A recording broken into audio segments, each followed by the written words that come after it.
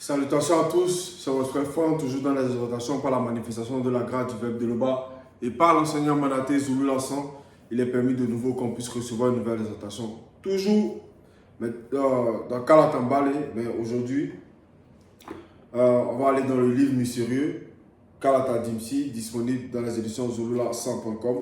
Donc le livre mystérieux, il est vraiment mystérieux et terriblement puissant. Donc, nous allons aller dans le livre d'un puissant patriarche du nom de Wandja. Wandja, c'est celui qui va falsifier son histoire, ils vont changer sa couleur de peau, ils vont changer son lieu de naissance, ils vont l'introduire dans le livre classique et ils vont l'appeler Esaïe. Oui, parce que quand on va taper sur Google, différents moteurs de recherche, quand vous allez taper, vous allez voir un personnage blanc. Ils vont représenter là-bas. Et pourtant, Wandja, c'était un noir. Oui, car la spiritualité est une question de race. Donc nous allons aller dans son livre qui s'intitule Prise de contact et vision du futur. Donc le livre d'Ésaïe, c'est à la page 719. Le titre c'est Deux rochers contre lesquels on bute. Et ça c'est le sous-titre parce que le titre même c'est Prendre le pouvoir perdu. Et en sous-titre nous avons Deux rochers contre lesquels on bute. Et ces deux rochers là, on verra dans la suite. Dans la révélation que l'Oba permettra par son verbe qu'on puisse comprendre. Donc, ces deux rochers-là n'ont rien à voir avec des rochers physiques qu'on va voir dans le visible. Oui, ici, il faut voir ça spirituellement. C'est deux rochers spirituels, c'est un symbole. Ça peut représenter aussi une doctrine. Donc, on va voir c'est quoi ces deux rochers-là. C'est qui ces deux rochers-là? Donc, on va lire à partir du verset 11. Mouta te dit, me saisit. Donc, Mouta te dit, c'est qui ici? Mouta te dit, c'est celui qui guide et qui intronise les initiés. Donc, c'est une puissante entité. Mouta te dit, me saisit et m'avertit de ne pas imiter le comportement de ce peuple non initié. Donc, il y a un point ici, on va s'arrêter dans le point. Donc, Mouta te dit, il va saisir Wandja. Il va saisir Wandja. Donc, il ne va pas le saisir par l'école, ni il ne va pas le saisir comme ça, mais il va saisir Wandja.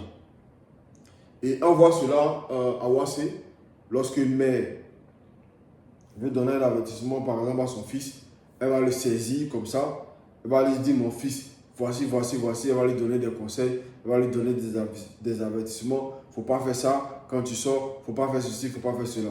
Et on voit cela toujours à Wassé, en Afrique. Donc, il n'y a rien de nouveau.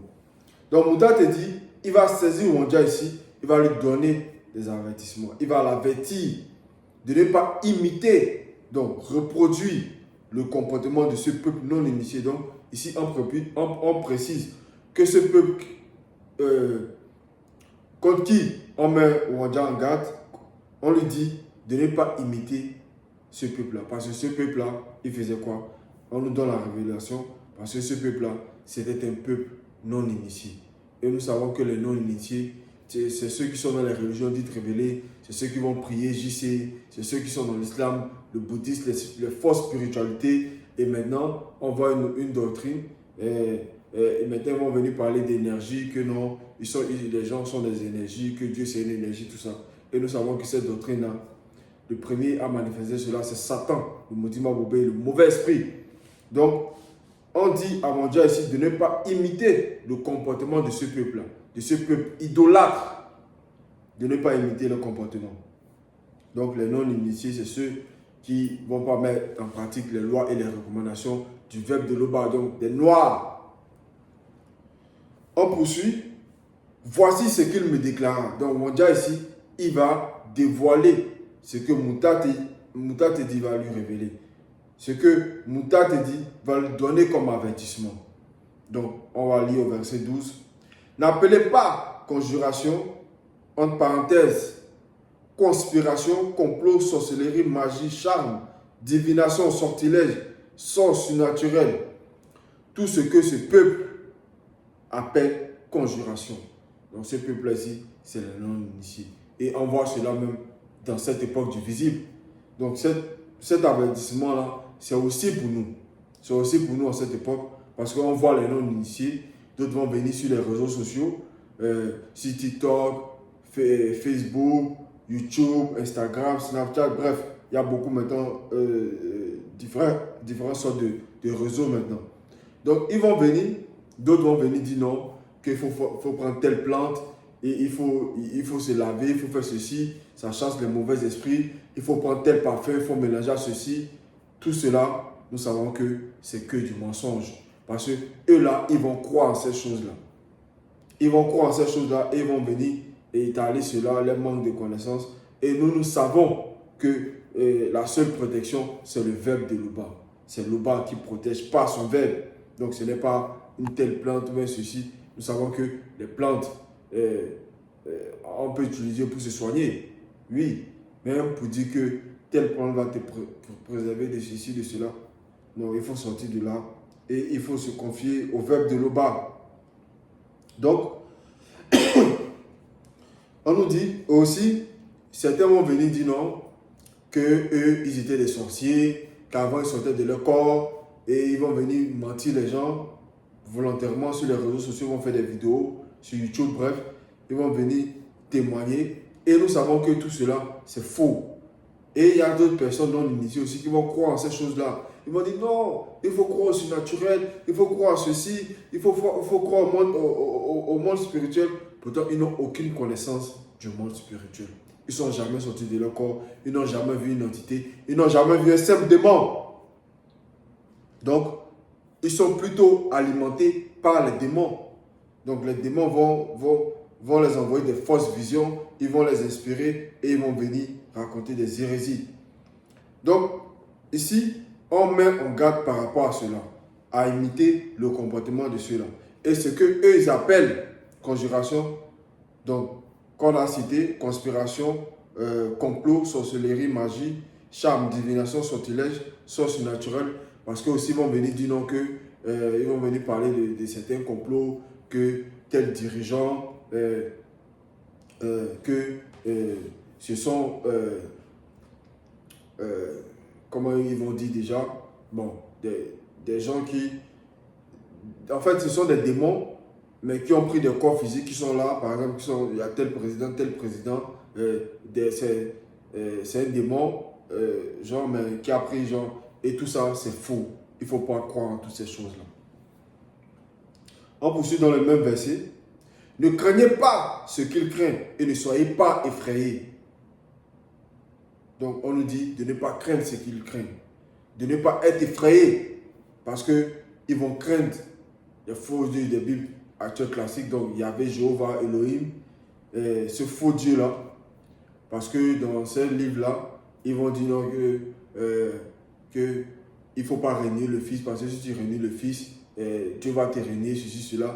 Il ne faut pas régner ce faux Jésus blanc qu'ils ont inventé. Et nous savons que ce personnage n'a jamais existé. Oui, c'est l'histoire du vrai Christ noir qu'ils ont falsifié. Ils ont changé sa couleur, ils ont changé son nom, ils ont changé son lieu de naissance, ils l'ont introduit dans les Bibles classiques. Et maintenant, beaucoup de gens maintenant vont adorer ce personnage-là. D'autres vont le prendre pour Dieu, d'autres vont dire que c'est Dieu, d'autres vont dire que c'est pas Dieu. Mais pourtant, nous savons que tout ça, c'est faux. Et ils vont craindre d'aller en enfer. Parce que ceux qui ont rédigé ces Bibles classiques-là, ils vont introduire la notion de l'enfer. Ils vont introduire la notion de l'enfer pour faire peur aux gens. Pour ne pas que les gens puissent sortir de ce mensonge-là. Parce que s'ils sortent de là, s'ils ne croient pas en ce Jésus-là qui n'a jamais existé, s'ils ne croient pas en Yahvé, ils vont soi-disant aller à l'enfer. Dans l'enfer. Donc, l'enfer, c'est-à-dire que s'ils meurent, ils vont aller dans le feu, ils vont aller brûler là-bas. Et nous savons que l'enfer n'existe pas. Psaume 6:6. Donc, le séjour des morts. Et là-bas, personne ne souffre. Donc, cette notion de l'enfer, c'est faux. Donc, il ne faut pas craindre. Il ne faut pas craindre Yahvé, il ne faut pas craindre Jésus. Tout ça, c'est du n'importe quoi. Et on nous dit de ne pas être effrayés aussi. Il ne faut pas que nous soyons effrayés. Parce que dans le visible, il y a des phénomènes naturels qui vont se manifester, par exemple le tonnerre, tout ça, ces choses-là. Et nous savons que c'est les entités qui sont derrière. C'est les entités qui sont derrière. Et on ne doit pas être effrayé par ces choses-là. mais que les non-initiés, eux, ils vont craindre, ils vont être effrayés, tout ça. Et nous savons, quand on a la connaissance, on sait ce qu'il y a derrière. On poursuit au verset 13. C'était unique créateur que vous devez louer. Donc, Mouta te dit ici, il révèle que tous ces faux dieux-là, toutes ces choses-là, dans lesquelles les gens vont mettre leur foi, dans lesquelles les gens vont croire, dans lesquelles les gens vont craindre, ils seront effrayés. Il nous dit que c'était, donc Père, l'unique, unique, avec U majuscule, C créateur, C majuscule, parce que c'était un mot écrit dans les faux livres là-bas, ils vont écrire créateur avec C minuscule. Dans la torchon de Bible classique. C'était unique créateur que vous devez louer. C'est lui que vous devez craindre. Donc, la louange même ne revient qu'à Loba, à Tété, seul unique créateur. Oui. Donc, il faut louer Loba au lieu de craindre toutes ces choses-là qui n'existent pas, ces faux dieux-là. Il faut louer Tété, seul. Parce que quand tu loues Tété, tu as l'assurance. Tu as l'assurance, tu as l'espérance, tu as toutes ces choses-là. Tu as la foi véritable. Donc, tu loues maintenant le Créateur, le véritable Créateur. Donc, en cela, tu es protégé. Et on poursuit dans le même verset. C'est lui que vous devez craindre, de la crainte du respect qui lui est dû. Donc, Mouta te dit, révèle à Mondial ici, et nous révèle aussi à nous, que c'est Tété qu'on doit craindre, de la crainte du respect qui lui est dû. Et la crainte du respect qui est dû à Loba, c'est le commencement de la sagesse. Mon le dit, celui que vous allez appeler Salomon dans la Bible classique, il le dit dans ses ouvrages. Donc, la crainte du respect qui est dû à Loba, c'est le commencement de la sagesse. Parce que lorsqu'on commence à craindre Loba de la crainte du respect qui lui est dû, non seulement on devient intelligent, on devient sage, on a le discernement, on a beaucoup de choses. Donc on devient éclairé, on devient un illuminati, un initié. Donc c'est le commencement. Donc il faut craindre le bas de la crainte du respect qui lui est dû. Il faut haïr le péché, il faut haïr la négation, il faut sortir des religions dites révélées qui sont là pour tuer spirituellement ceux non connus. Donc toi qui sais que Zoloula c'est l'enseignant, que ce qu'il prêche c'est la vérité, il faut demeurer là, sur le chemin. Il faut mettre en pratique les lois, les recommandations du verbe de Loba et manifester la crainte du respect qui lui est dû. On poursuit au verset 14. Et son verbe sera un sanctuaire pour les non-initiés gracieux de Wassé. Donc, Mouta te dit, révèle ici que le verbe de Loba sera un sanctuaire. Donc, un sanctuaire ici, c'est quelque chose de saint, quelque chose de pur, quelque chose de sacré. Et on voit dans le visible, il y a dans certains pays, ils vont aller faire des séminaires ou bien des pèlerinages, ils vont aller dans tel sanctuaire, sanctuaire Maria, sanctuaire ceci, sanctuaire cela, pour aller se prosterner devant des idoles, donc des vrais idolâtres. Pourtant, dans la Bible, dans la propre Bible, il est interdit de se prosterner devant des idoles. Donc, ils vont aller se prosterner devant des pierres, devant cette fausse Marie-là, et ils vont appeler celui-là des sanctuaires. Et nous savons que tout ça, c'est des lieux d'abomination, c'est des lieux d'adoration des démons à ciel ouvert. Et Mouta te dit ici que, et son verbe, donc c'est le verbe de Loba qui protège, c'est le verbe de Loba qui sanctifie. Sans cela, il nous dit, son verbe sera un sanctuaire. Donc, c'est le verbe qui va nous purifier. C'est le verbe qui va nous initier. C'est le verbe qui va nous sortir de l'ignorance, qui va nous sortir de la mort spirituelle. Donc, en cela, nous-mêmes, on devient maintenant un sanctuaire. C'est-à-dire, on fusionne avec le verbe. Parce que le corps même, c'est un sanctuaire. C'est en cela, Isambel nous dit de garder nos trois êtres irrépréhensibles. Donc sans cela, ici, on nous révèle que le Verbe sera un sanctuaire pour les non-initiés graciés de Wassé. Donc, les non-initiés, il y a beaucoup de gens dans cette époque. Nous sommes des non-initiés graciés.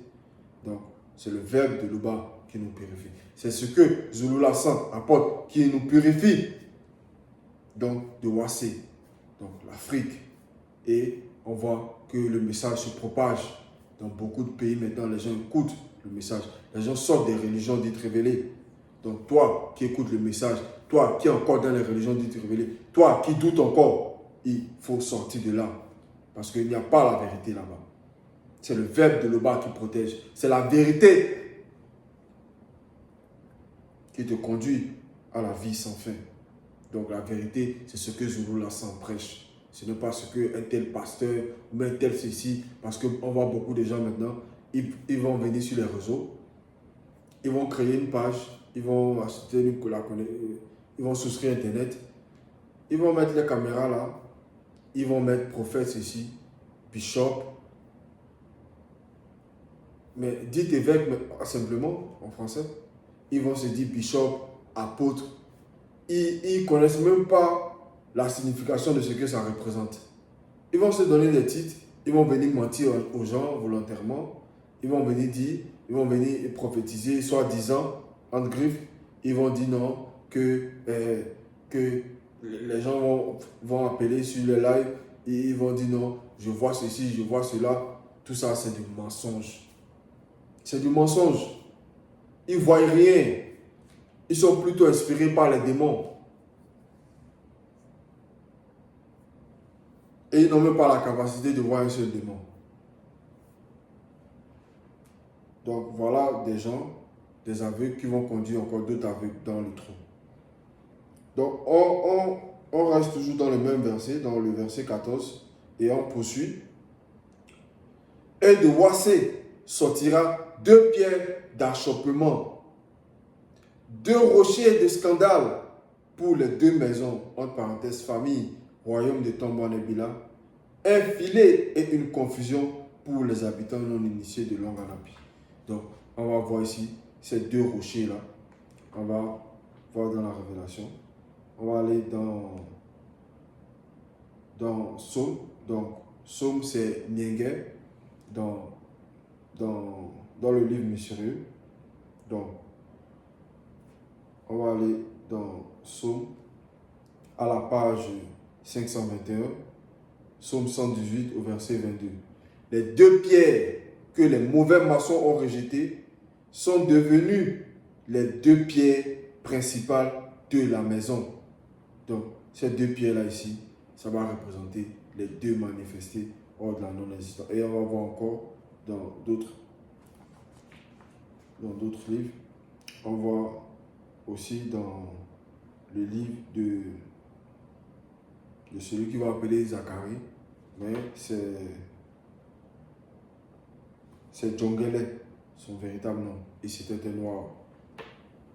Donc on va dans Djongele, donc Zacharie, chapitre 3, verset 10.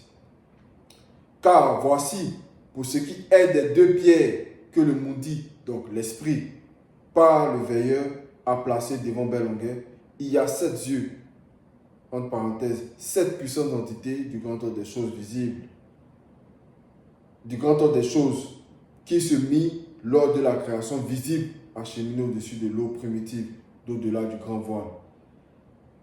Sur ces 2 pierres, voici le Mundi, donc en parenthèse esprit, gravera spirituellement lui-même ce qui doit être gravé, dit Moutat et dit. Et l'iniquité de ce territoire sera enlevée en un jour. En un jour. Et on voit aussi dans Djongale 4, 7. Qui es-tu, grande montagne, entre parenthèses, monde occulte, devant Mouna Djombela Mundi. Tu seras aplani. Il posera spirituellement les 2 pierres principales au milieu des acclamations, grâce pour elle.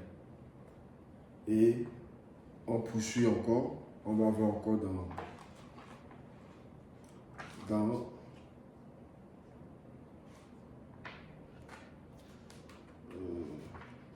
On voit aussi dans Dali. Donc Dali, c'est celui qui va appeler Pierre dans les Bibles classiques, mais son véritable nom, c'est Dali. Donc celui qui va dire Pierre, Pétro, Képha. Donc Dali au chapitre 1, verset 31 à 32. Donc, je vais lire ici. Approchez-vous spirituellement de Jokisabe, l'une des deux pierres. Donc ici, on nous révèle que l'une des deux pierres, c'est Jokisabe. C'est le vrai Christ noir. C'est Koudoumane Moula. Approchez-vous spirituellement de Jokisabe. Donc ici, on nous dit de s'approcher spirituellement de Jokisabe. L'une des deux pierres vivantes rejetées par les non-initiés, les blancs et les sans-mêlés.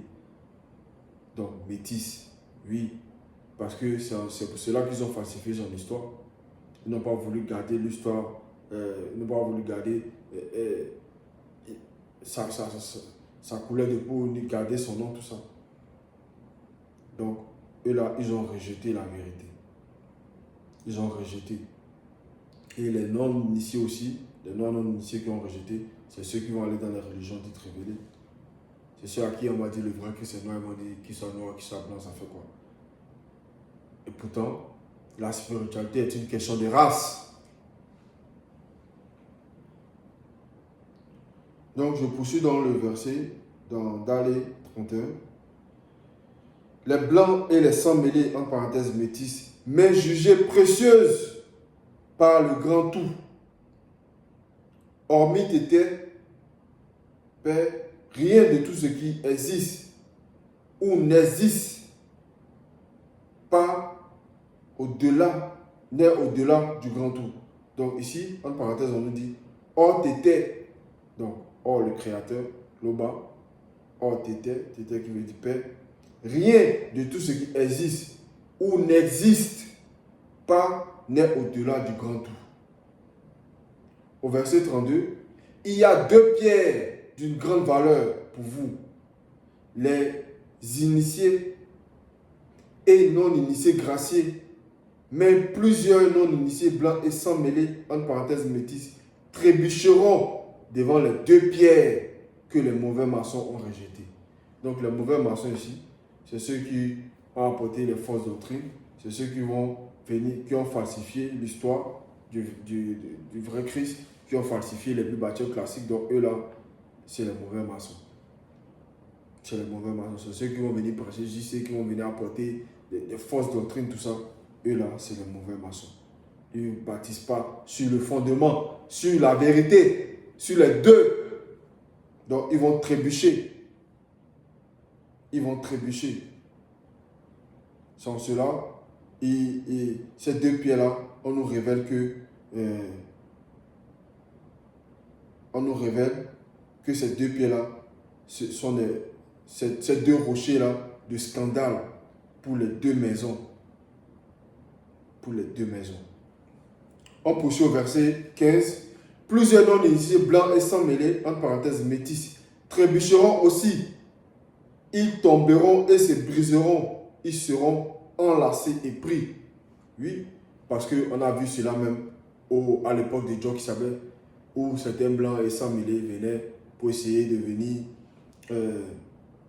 pour pouvoir le piéger, apporter certaines doctrines.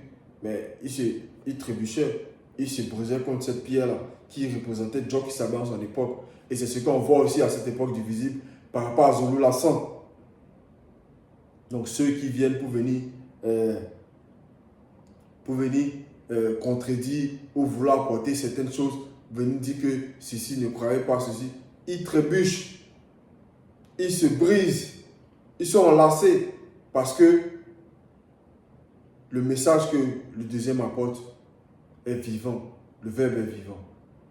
Et celui qui a fusionné avec le verbe, celui qui a été mandaté, il n'a pas une révélation. On ne peut pas donner une telle révélation à une autre personne que celui qui a été mandaté là. Donc il a la connaissance de toutes choses. Il sait toutes choses. Certains vont prendre ça pour l'orgueil. Mais dans la Bible classique, le Christ là-bas, il a dit qu'il y a plus que Salomon. Donc le fait de dire qu'il sait toutes choses, ce n'est pas de l'orgueil, c'est la vérité tout simplement. Il n'y a aucune question qu'on a posée qu'il n'a pas pu répondre.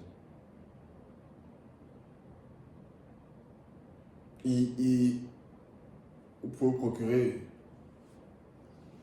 Kalata dit ici, le livre mystérieux.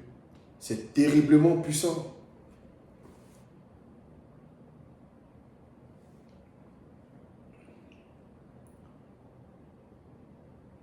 Plusieurs non-initiés blancs et sans mêler trébucheront aussi. Donc on dit eux aussi, ils vont trébucher. Ils tomberont et se briseront. Ils seront enlacés et pris. Verset 16. En velant cet oracle, scelle cette révélation parmi mes disciples initiés. Donc cette révélation-là a été donnée à Ondia il y a des siècles, des millions d'années.